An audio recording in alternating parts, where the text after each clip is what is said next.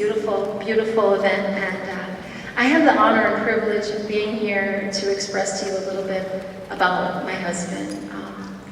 I met Jim almost 30 years ago in Buffalo, New York. We were on a morning show together, and unlikely of parents, you would say, looking from the outside in, but something that really resonated in my spirit, not knowing anything about football or Jim's movie career at the time, was this man was, as I learned, about American, this is a man who's dedicated his life to being of service.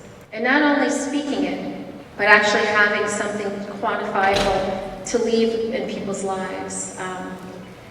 Jim and I were bonded because of our love for human beings and humanity.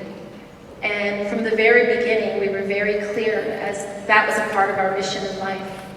Our life's mission was to be of service. So every day, we travel all over the country, and just being by his side and having him be a champion in my life, and learning so much, as you all, anyone who's here knows that when you meet Jim or when you hear Jim speak, there's jewels and gems that you never leave. They stay with you forever. And some of the things that I thought about was, what makes Jim Jim? Jim Brown, I think if I could think of one word to describe him, in a sense, would be an underdog. Jim was born in St. Simon Island, Georgia, didn't have a father, and mother was, away at a very young age, working to provide in the city of Hempstead in New York. So Jim was raised by his great-grandmother and his grandmother, but very much an only child without a father. And I remember one day we were laying down and I said, Jim, you didn't have a father growing up.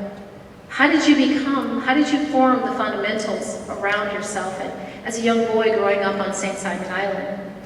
And he said there was one gentleman by the name of Mr. Willis. Mr. Willis had a convenience store. He was an African-American man with a business in the community. Mr. Willis would talk to the young men and give them a sense of dignity and pride. And he said, Monique, he said, Mr. Willis taught me what it meant to have dignity. He taught me what it meant to be a man. He would give him jobs to do. He would have him groom his beard or just do things around the community. And he was that pillar in St. Simon when Jim was growing up. At the age of, I think it was around 13 or 12, he was sent to live with his mom. His mom sent for him to come to Manhasset, Long Island, where he had a community of men. And they were not your traditional type of men. They weren't African American. They were white men who were very established professionals in the community of Manhasset, Long Island. And they really wrapped their arms around Jim and became like surrogates to him.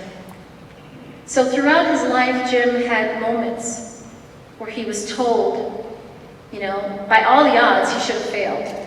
I mean, he didn't have a father, went to Syracuse University, and where they didn't even want him, they told him he wasn't good enough to play. Jim didn't realize he didn't even have a scholarship. It was a community of Manhasset, Long Island, that believed in him so much. They raised money for his first year because they wanted him to be close to them. They wanted to keep their hand on him. He found out he didn't have a scholarship when his meal card didn't work one day at school. So, and not being able to play, to be Jim Brown and be told you're not good enough to get on the field, to sit the bench for your first year. All of those seeds of doubt that could have broken anyone, Jim turned those and had people around him who believed in him. His superintendent, Mr. Collins, his high school football coach, Ed Walsh. Those are the people when Jim wanted to quit school. He was going to leave Syracuse because in his mind, he felt broken. And he said, Mr. Collins came up and told me, don't ever let anyone tell you what you can or cannot do. And I think more than anything, Jim never let anyone tell him what he could or could not do. He walked the walk, he talked the talk every day. And I feel like when I think about the thread of Jim's life, and I really had a long time to think about this and all the beautiful people together. I mean, we've only seen a snippet here today with John Wooten and the Haslam family, Bob Arum, Ray Lewis. I mean, we're just seeing a piece of it. Rudolph Rockhead Johnson. We're just seeing a small piece of really Jim being a catalyst for change. Him being a catalyst for change. Because he understood what it was like to not have a father, to not have. So walking with Jim every day was an honor for me. Every day we worked and pushed the vision and the movement of American forward. Every moment he would get up, he would never complain. I mean, we're talking we met when Jim was in his 50s, so late 50s to 60s, 70s, and into his 80s. Jim was never one to ever complain. Never spoke bad about anyone. And it was so inspiring to be with him. And people say, oh, you know, thank you for taking such good care of Jim. Jim was my best friend. He was my biggest champion. He would say, baby, as bad as you can be, bring it. And I really appreciated that. He had trust in me.